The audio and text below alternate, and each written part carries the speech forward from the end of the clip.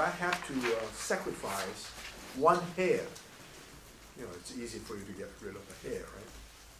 To benefit the world, I'm not going to do it. In other words, I want to be totally self-interested, totally egoistic, because I cannot help anyone.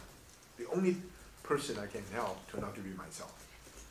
So this is a radical individualism, much more so than individualism that emerged during the French Revolution until today.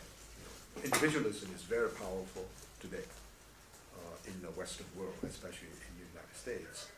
But no one is subscribing to individualism in that kind of radical sense. So against individualism. He also believed that collectivism is basically wrong. In other words, with emphasis on society, on the common good, on the importance to serve society, but sometimes forget your self-interest. And one scholar in America, one of my heroes, Richard Rorty, he made an observation which is totally against Confucian position. You have to make up your mind whether you want to realize yourself or you want to serve society. If you decide to serve society, forget about your self-realization. If you want to focus on yourself, you have to reserve all this energy for yourself, and sometimes you have to forget about serving society, which is a very difficult choice. Now, from a Xunzian point of view, involving in serving society without some sense of your own self-cultivation, it cannot be sustained. It cannot be comprehensive. Learning for the sake of the self can be the basis of serving society. And it's never simply a means to an end. This is important. You don't serve yourself as a means in order to serve society. You serve yourself as an end in itself, its value. And that value radiates outward. It will be able to help others. And one, of course, very dramatic expression of this is that if you cultivate your inner morality, it radiates outward, and the people around you will benefit, even you are not even aware of it. And so, if everyone is doing this, the society will become not only harmonized, society will be important for human flourishing, not human survival, human flourishing as a whole. Another thing he said, if you become too much focused on heaven, focus on the transcendent, like many scholars really argue, heaven you have to be fearful of heaven, you have to respect heaven. Human beings without this reference to heaven are meaningless, and the Xunzi criticized that. Too much emphasis on heaven without enough emphasis on the human. Of course, the reverse side of it, he also criticized too much emphasis on the human without reference to heaven. Of course, the Xunzian idea of heaven is very pragmatic, very rationalistic, and also sometimes very utilitarian. And it said, don't just feel awe in front of heaven. You try to establish relationship, but you make a clear distinction between the work of heaven and the work of the human. Sometimes you take advantage of heaven. So many scholars believe that Xunzi's idea of heaven is simply nature. But I don't think Xunzi's idea of heaven is just nature. It has something to do with the Tao, with the way. And the way is never just the human way. The way is also the way of heaven. And so, by implication, he's very, very unhappy about egoism. Very unhappy about what I call secular humanism. Human beings are simply, in the anthropological world, human beings normally do not consider nature valuable. And he's also very much against optimism. He considered Mencius too optimistic about human nature, and he feels this is not right.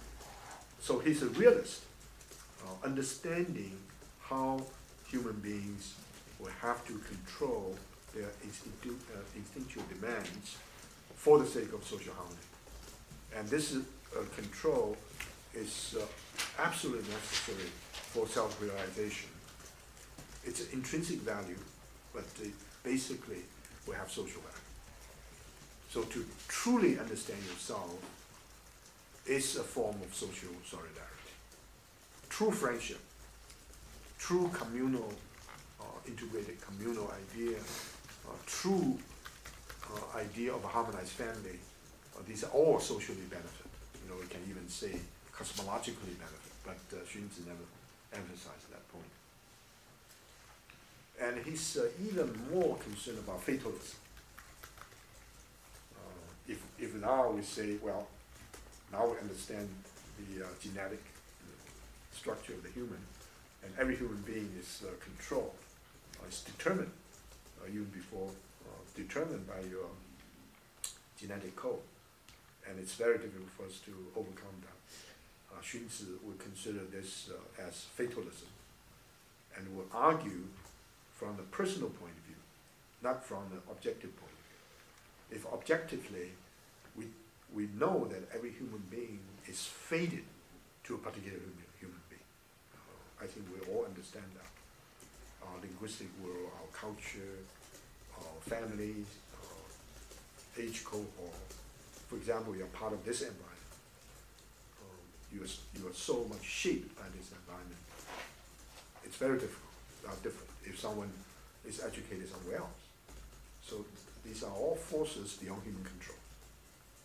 And some people become very fatalistic. Say, what I am is what all these forces that shape me to be a particular person. Xunzi asked the following question. If in fact you ask yourself what you want to do, even though you know realistically you're being fated, will you be willing to accept it? To accept it and say, okay, that's it. I really don't have to work very hard. Or if you believe in, now we have this notion, in grace of a transcendent force. Unlike the Calvinists. The Calvinists believe that whether you're chosen or not, whether you're elected or not, is predetermined. No matter how hard you try, no matter what kind of work you do, it's not going to change. And the paradox of that, Max Weber's famous statement, is precisely, I know that I'm fated. I work very hard to show that I'm chosen. To say everybody, everybody here, some people are chosen, some people are not. And what will happen is that those people who know they're chosen, how do you know you have been chosen? So I have to work very hard to demonstrate that I am one of those minorities being chosen. So that kind of elitism is open to everyone. And paradoxically, precisely, you're determined beyond your control to be what you ought to be, what you can be, and you work extremely hard to shape your life. So there's a distinction, particularly important for Xunzi, the distinction between fate and nature, and your ability to transform your nature. For example, whether you can become moral, you can become courageous, become humane, become righteous. Each one of this is fatalistically determined. Some people are more sympathetic. Some people are more motivated by righteousness. But a true cultivated person, a true cultivated person, would not regard this as fate. In order to cultivate yourself, you know you have to do it. It's not determined by fate, even though you know we call it temperament or disposition may not be under your control. On the other hand, if